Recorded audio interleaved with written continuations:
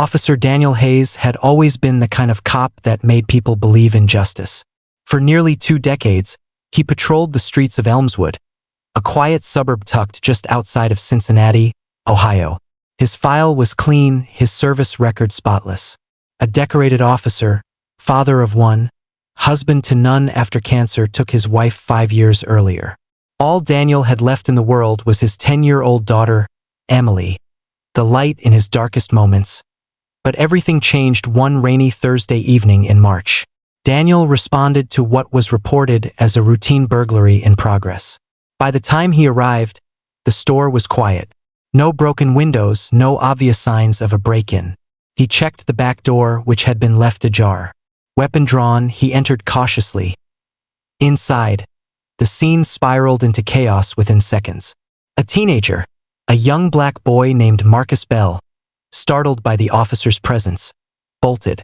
Daniel, unsure if the boy was armed, gave chase. In the scuffle that followed, Marcus fell, hit his head on the edge of a shelf, and lost consciousness. The security footage was grainy and ambiguous, but it showed Daniel reaching for Marcus, and then pulling back when the boy collapsed. Marcus slipped into a coma. The footage went viral. Headlines exploded. White cop brutally takes down innocent teen. Protests ignited across Elmswood.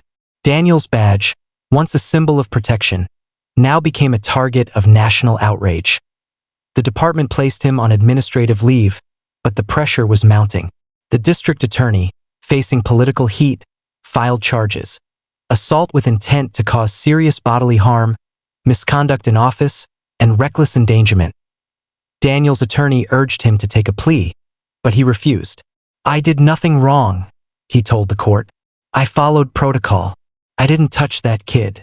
But truth no longer mattered, only optics. The trial was swift. Witnesses cherry-picked. Experts disregarded. And though Marcus eventually woke up and claimed he remembered tripping, not being pushed, the momentum was too far gone. The jury, stirred by emotion and media frenzy, found Daniel guilty. He was sentenced to 5 years in state prison. On the day of his sentencing, Daniel asked the judge for one final request. "Your Honor," he said, voice steady but heart trembling, "before I'm taken away, may I hug my daughter goodbye? She's all I have left." The courtroom was silent. Emily sat in the back, clutching a teddy bear Daniel had given her when her mom died. Her wide eyes brimmed with tears.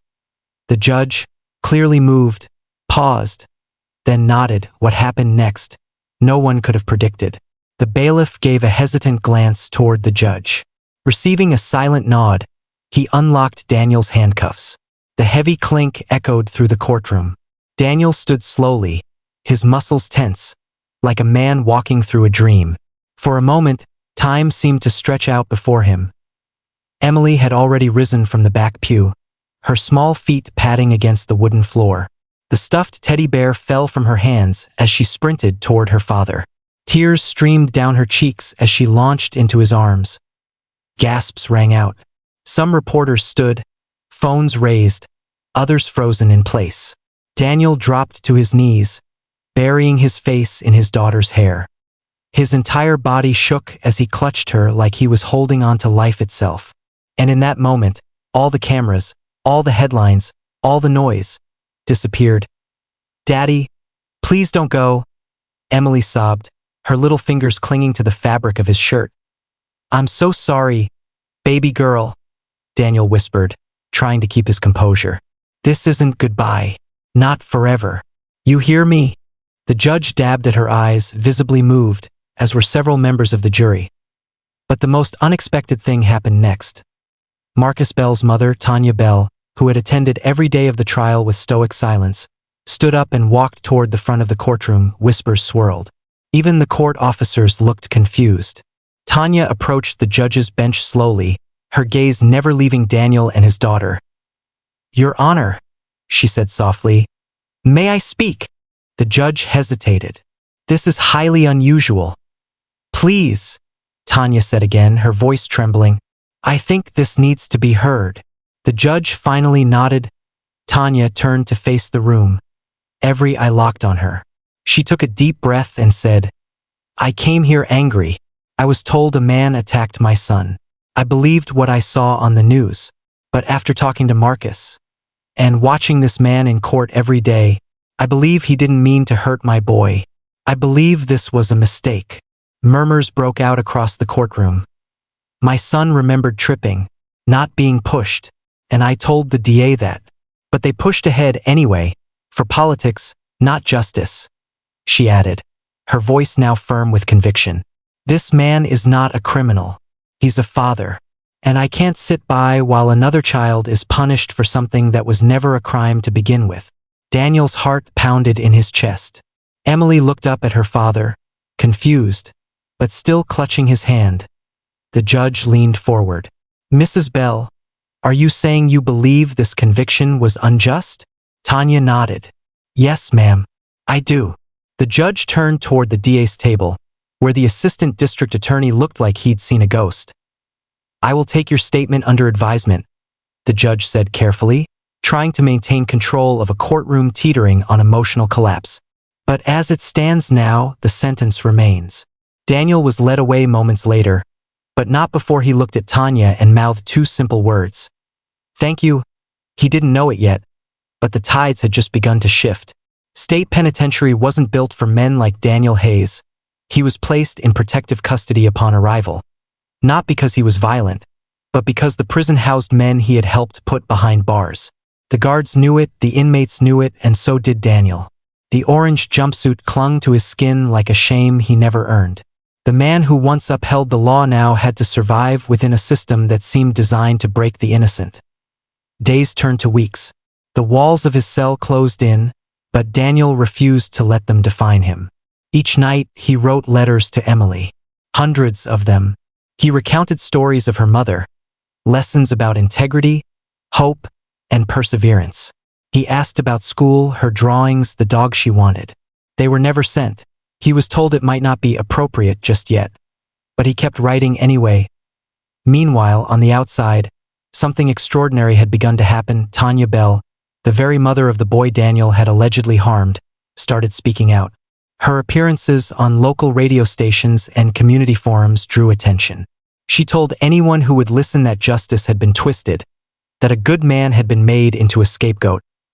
"It wasn't about truth," she said in one interview. "It was about making someone pay. And the real victims are both our children." She caught the attention of a young attorney named Claire Donovan. A recent law school graduate with a passion for wrongful conviction cases, Claire had started volunteering with a local justice reform nonprofit. When she heard Tanya's story, she reached out to her that same week. Tanya handed her everything she had: court transcripts, security footage, Marcus's medical report, and most importantly, the handwritten statement Marcus had made after regaining consciousness, stating that he tripped. That document had been curiously omitted from trial. Claire's legal instincts kicked into overdrive. She pored over the case for hours, then days. Inconsistencies leaped off the page. Missing timestamps, a DA who dismissed contradictory evidence, a rush to trial despite the alleged victim's own statement clearing the accused. It reeked of political pressure, of a system rigged to appear decisive at the cost of truth. Claire reached out to Daniel's original defense attorney, a tired public defender named Jim Halpern. Jim, while well-meaning, had been overwhelmed with caseloads and lacked the resources to mount a proper defense. He welcomed Claire's help with open arms. Together, they began drafting a motion for retrial, based on newly discovered evidence, prosecutorial misconduct, and key witness statements being ignored. Back in prison, Daniel had no idea what was happening beyond the barbed wire, until one morning, during his weekly hour outside in the yard, a guard approached him. "You've got a visitor?" the man said gruffly, but with a slight smile that betrayed a hint of good news. Daniel was led to the visitation room. Sitting behind the glass, folder in hand, was a woman he didn't recognize. She picked up the phone on her end and smiled. "My name's Claire Donovan," she said. "I'm here to get you out." Daniel stared at the woman through the smudged glass window of the visitation booth, stunned. For a few seconds, he didn't even reach for the phone. Claire gave him a soft nod, urging him to pick it up. He finally did. "You said, you're here to get me out?" "I am," she said, her tone steady but warm. "My name is Claire Donovan. I'm an attorney working with the Midwestern Justice Initiative. Tanya Bell reached out to us, and I've been reviewing your case for the past 2 weeks. Daniel leaned forward, skeptical but desperate. Tanya, as in Marcus's mom? Claire smiled. Yes, she believes in your innocence. So do I. Daniel's throat tightened.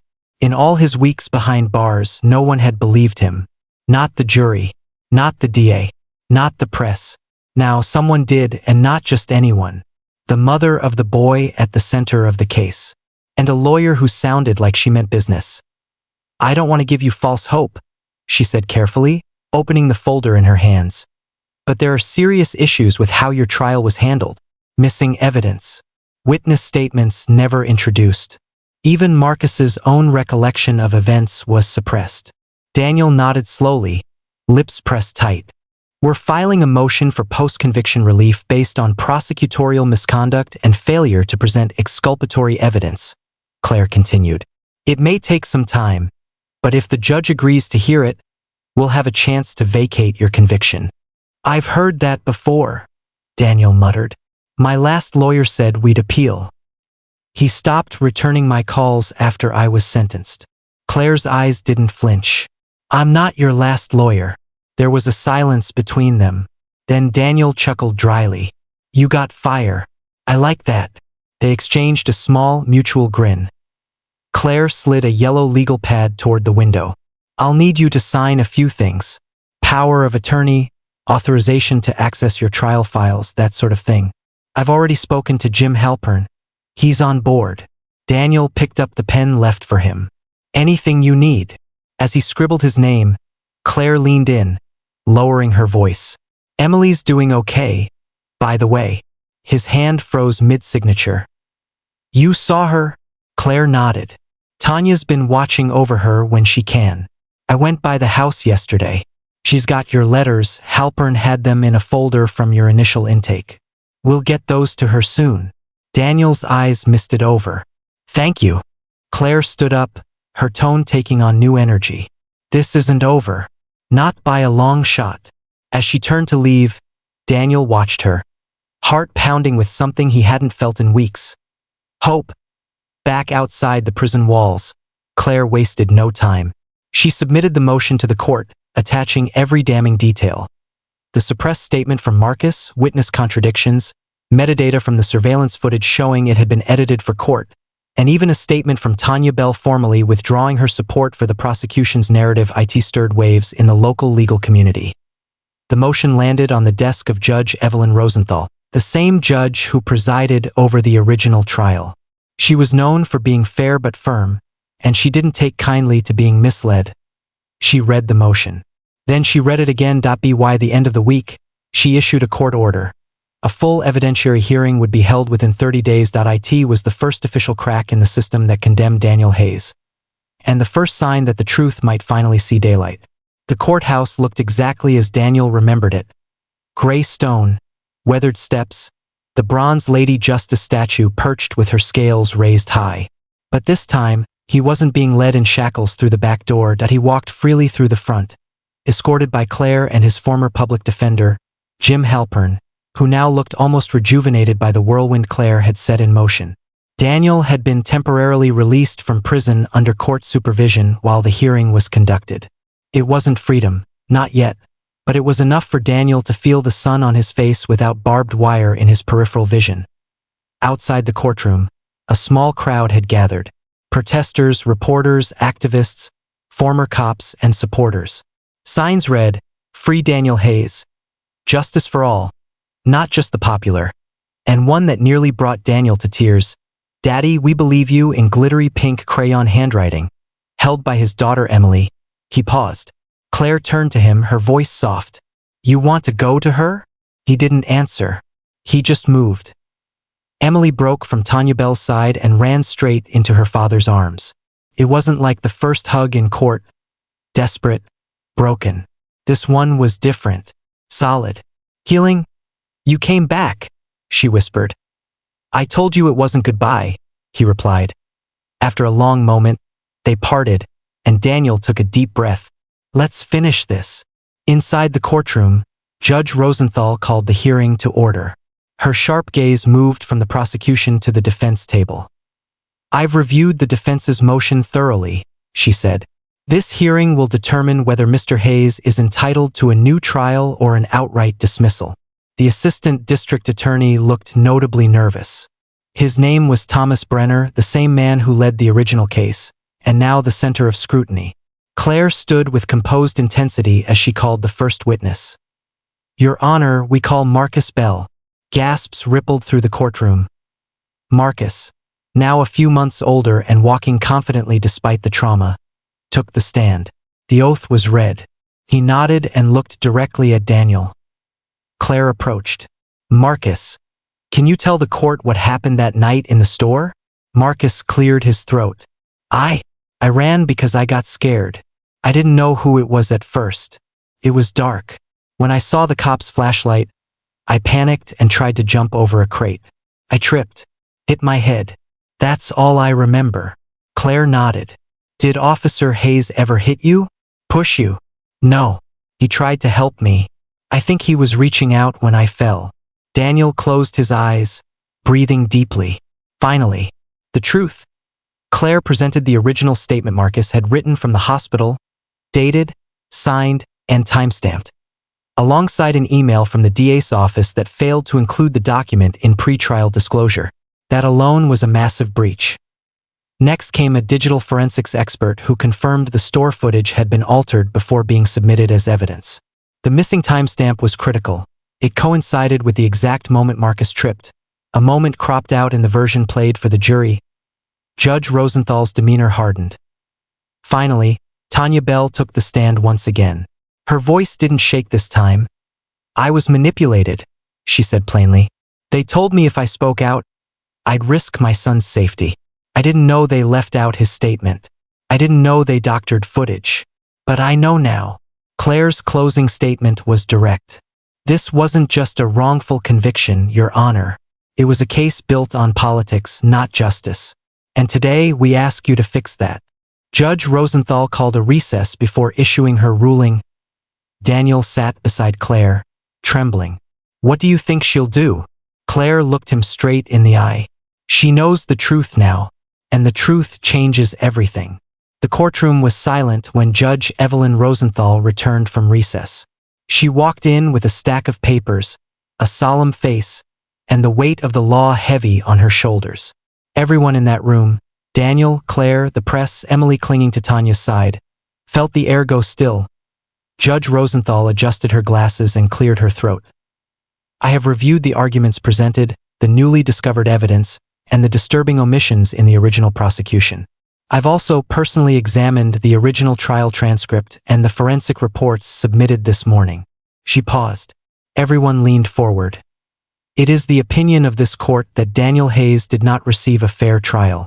The suppression of exculpatory evidence, the edited video footage, and the misleading presentation by the district attorney's office represents a failure of the justice system." The room tensed. Therefore, effective immediately, Daniel's heart stopped. "The conviction of Daniel Hayes is hereby vacated. All charges are dismissed with prejudice." Gasps erupted. Someone clapped before being quickly hushed. Claire closed her eyes in relief. Tanya put her hands over her mouth. Emily cried. Daniel sat frozen. It was over. Judge Rosenthal raised her voice over the murmurs. "Furthermore, I am referring the conduct of the District Attorney's Office to the State Bar Association for disciplinary review. This court will not tolerate weaponized justice." And then, looking directly at Daniel, she said, "Mr. Hayes, you are a free man." The courtroom exploded. Reporters rushed out to update headlines. Activists cheered. Claire squeezed Daniel's shoulder as he turned. Overwhelmed, trying to process it all, he stood slowly, as if rising from a grave. Emily broke from Tanya again. But this time, there was no bailiff to stop her. No cuffs, no chains. She ran straight into her father's arms, and Daniel caught her mid-jump, spinning her in the air. They clung to each other like the world had disappeared around them. "I told you it wasn't goodbye," he whispered again, this time through tears. Claire stood back, blinking away her own emotions, as the media swarmed around them, lights flashing, microphones reaching. Daniel ignored it all. The only thing that mattered was the little girl wrapped around him like a lifeline. Reporters outside went wild. Wrongfully convicted cop walks free after stunning court reversal. Daughter reunited with father in emotional courtroom hug. District attorney under fire after innocence revealed. In the following hours, everything moved fast. Daniel signed his release papers, returned the prison-issued clothes, and walked out into the daylight, truly free for the first time in over a year. But he didn't head home just yet, he had somewhere else to be. Later that evening, a community center in Southside Chicago had organized a vigil for victims of wrongful convictions. Tanya Bell stood at the podium, speaking candidly about what happened and how her assumptions nearly cost an innocent man his life. Claire followed, speaking of justice reform and truth over politics. And finally, they called Daniel up. He hesitated, holding Emily's hand as he approached the mic. "I don't know how to say this without breaking down," he began, his voice gravelly. "I was a cop. I believed in the system. I believed that justice would always win. But it doesn't, not unless good people fight for it." He looked at Tanya, then at Claire. "I'm standing here today not because the system worked, but because people stood up and refused to stay silent." Applause followed. Then silence as he added, "My name is Daniel Hayes. I was wrongfully convicted, but I'm more than that. I'm a father, and I got my daughter back." Within 48 hours of Daniel's release, his story wasn't just local anymore. It was national. Cable news anchors debated it on prime time. Major newspapers ran op-eds titled, "When the System Fails a Cop, the Case That Shook Chicago's Justice Department, and What Happened to Daniel Hayes Could Happen to Any of Us." Social media exploded. The courtroom hug with Emily was replayed on every network, the photo going viral. A father clutching his daughter, tears on both their faces, with the caption, "Justice at last." For a country wearied by polarization, Daniel's story struck a rare chord of unity. He was a former police officer, someone who once swore to protect others. Yet he had been thrown under the very system he had served. And unlike many media scandals, there were no blurred lines. He was innocent, and the state had failed. Senator Abigail Torres from Illinois, a moderate Democrat known for her bipartisan efforts, reached out to Claire Donovan directly. "We need him to testify," she said over the phone. "We're drafting the Truth and Transparency in Prosecution Act. His story could change lives." Claire wasn't sure Daniel would want to be thrust back into the spotlight, but when she told him, he surprised her. "I didn't survive all that just to disappear," Daniel said. "If I can stop this from happening to someone else, I'm in." A week later, Daniel stood before the U.S. Senate Judiciary Committee, wearing a simple navy blue suit. Emily sat in the front row with Tanya Bell and Claire by her side. The hearing room was filled with press, aides, and elected officials. Senator Torres tapped her mic. "Mr. Hayes, can you tell us, in your own words, what it feels like to be a victim of wrongful prosecution?" Daniel looked around the room. The gravity wasn't lost on him. "I was supposed to be the one people called when they were scared, when things went wrong. But one mistake, one manipulated moment, and suddenly I was the villain. The worst part wasn't prison. It was knowing my daughter was out there thinking her father had done something unforgivable." He paused, collecting himself. "But I wasn't alone. A mother who lost her faith in the system found her courage. A young lawyer took on the state with nothing but a file and her heart. And a judge did the right thing when it mattered most." He looked at the panel directly. "You want to fix the system?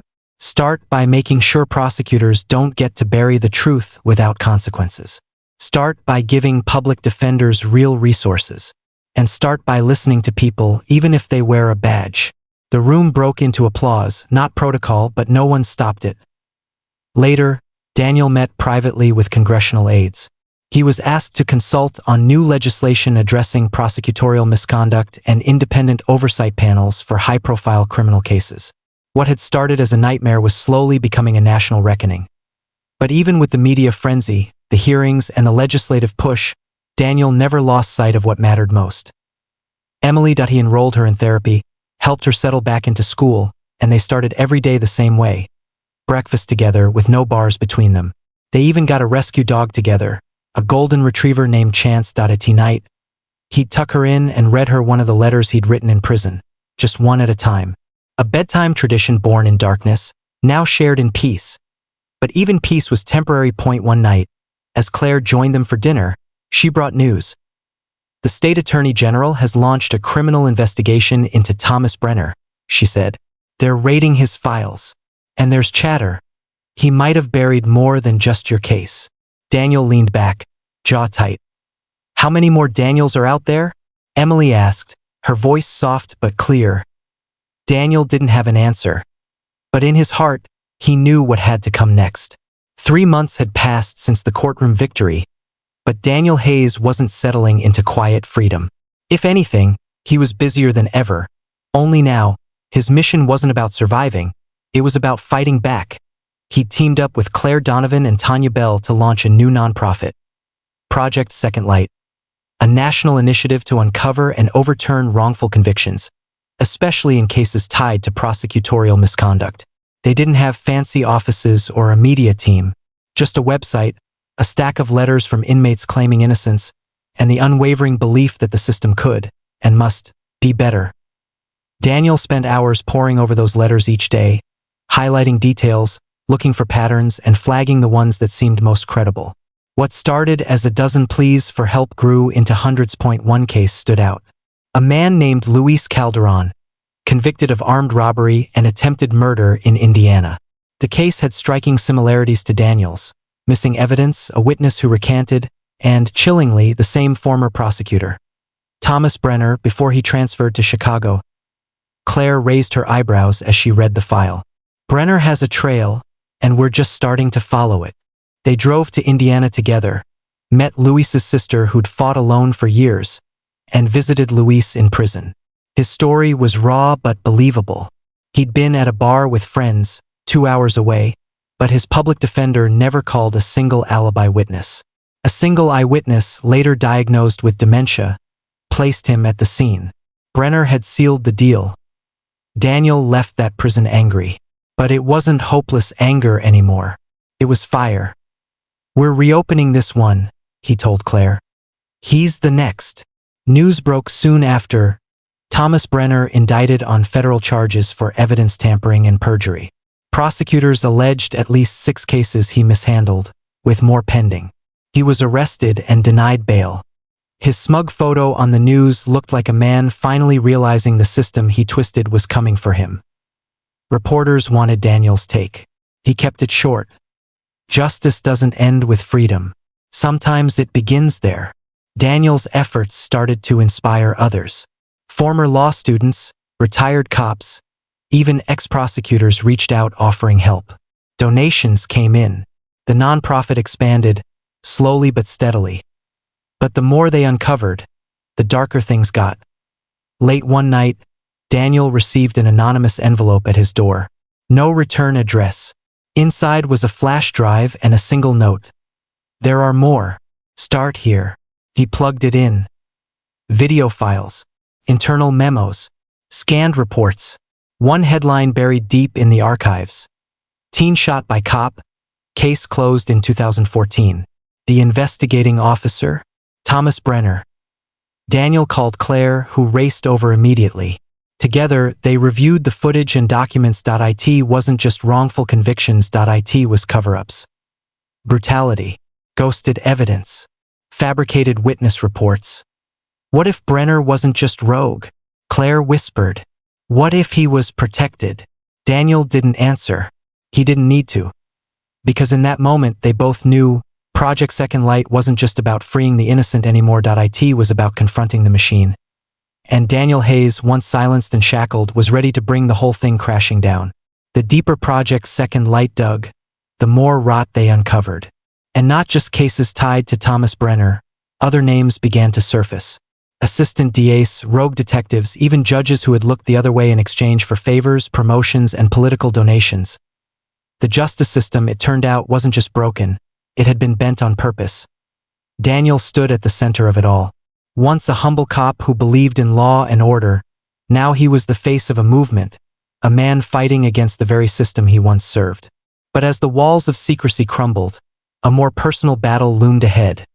One that struck deep into his past. It began with a knock at the door. Claire answered it, expecting a courier. Instead, a woman stood there, middle-aged, professional, eyes intense. "My name's Special Agent Regina Marks," she said, flashing a federal badge. "I'm with the Office of Inspector General. I need to speak to Daniel Hayes. Privately." Claire stepped aside, cautious but curious. Daniel entered the room and froze when he saw her. He recognized her. Not from recent events, but from nearly a decade ago. She had been part of a federal task force working with local law enforcement on a case involving a crime ring in South Chicago. Daniel had been a low-level officer at the time, helping with surveillance. "You remember me?" she said. Daniel nodded slowly. "Yeah, you were leading the corruption task force." "I still am," she said. "And we think your wrongful conviction wasn't just a case of prosecutorial misconduct. It might have been a hit job." Daniel's blood ran cold. "What do you mean?" Regina glanced around, lowered her voice. "You helped uncover a dirty cop back then. Someone tied to drug trafficking and money laundering. We never charged him, not enough proof. But someone didn't forget that. And Brenner? He was connected to that cop, his cousin." Claire's eyes widened. "So you're saying Daniel's conviction was retaliation?" Regina nodded. "We believe Brenner used his position to target you, fabricated the case with help from insiders. You were never supposed to walk free." Silence filled the room. Daniel looked down, fists clenched. All those years, wasted in a cell for nothing more than revenge. "I want names," he said. "We're still investigating," Regina replied. "But I came to warn you, these people are dangerous. Some of them are still in power. And now that you've started shining light in dark corners, they're watching." Daniel glanced at Emily's bedroom down the hall. "If they come for my daughter, they won't," Regina assured him. "We'll provide security. But you need to be careful." After she left, Claire paced the room. "They tried to bury you for exposing corruption. And now we're doing it again, but louder." Daniel leaned against the table. "And we're going to keep going." He doubled down on Project Second Light.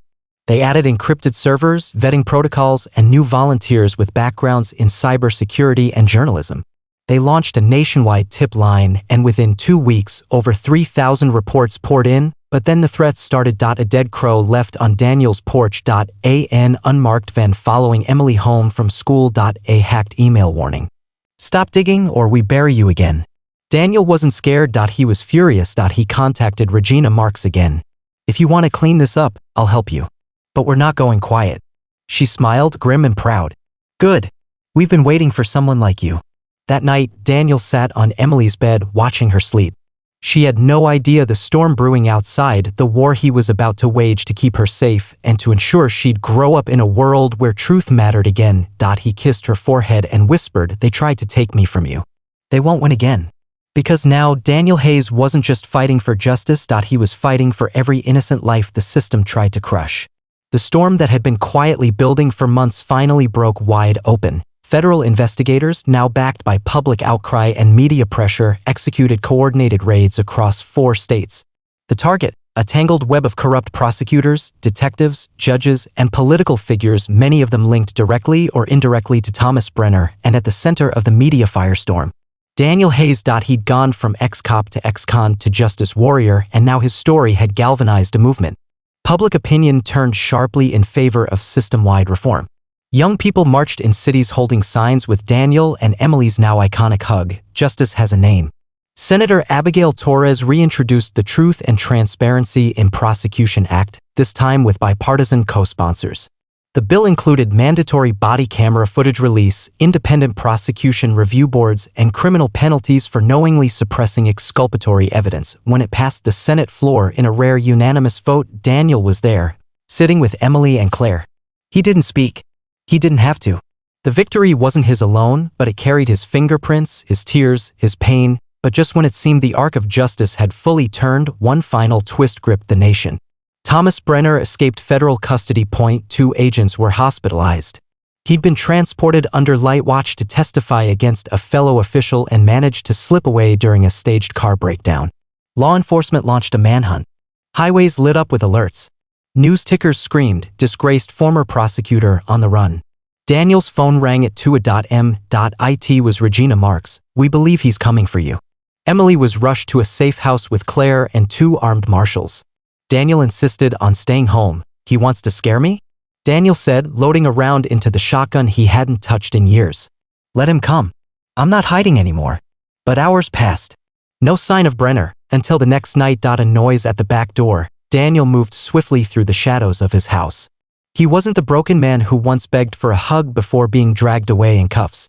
He was someone forged through fire, sharper, steadier, ready, and then he saw him. Brenner, disheveled, eyes wild, gun in hand. You ruined everything, Brenner snarled, pointing the weapon. Daniel raised his hands, calm. I didn't ruin it. You did. I just pulled the curtain back. They stood frozen in the moonlight pouring through the window. You're not getting away, Daniel said. Not this time. Brenner lunged, but the lights outside suddenly exploded into brilliance. Marshals swarmed the house. Tactical teams had surrounded the perimeter, coordinated by Regina Marks using Daniel as bait. Brenner didn't even get a shot off. He was tackled, disarmed, and cuffed, this time for real. As he was dragged out screaming. Daniel stood in the doorway, heart pounding but steady. He wasn't just free anymore. He was safe, and so was Emily. 3 months later, Emily stood at the front of her classroom beaming as her dad adjusted her science fair project. My dad, the real hero, it read in bright colors with photos of the courtroom, the Senate hearing, and one of Daniel holding her after his release. He chuckled. You think I'm a hero? You are, she said. You saved other people. Just like you saved me.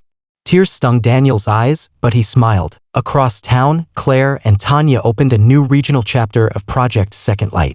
They had cases pending in 5 states. A new federal oversight office had been created. And wrongfully convicted individuals were walking free every week, but none of that compared to the quiet moments, like when Daniel tucked Emily into bed, read her one of his old letters, and kissed her goodnight. No guards. No glass walls. No countdown to separation. Just love. Just freedom. Just the life they almost lost, reclaimed. Epilogue. One voice, one hug. A nation changed. The photo of Daniel hugging Emily in court would one day hang in the National Museum of American History under a new civil rights exhibit. The plaque would read, "In the face of injustice. One father's love became the spark that helped a nation reckon with its conscience." A hug that shocked the world and reminded us what justice truly looks like. Because in the end, Daniel Hayes didn't just fight for his freedom. He fought for all of ours.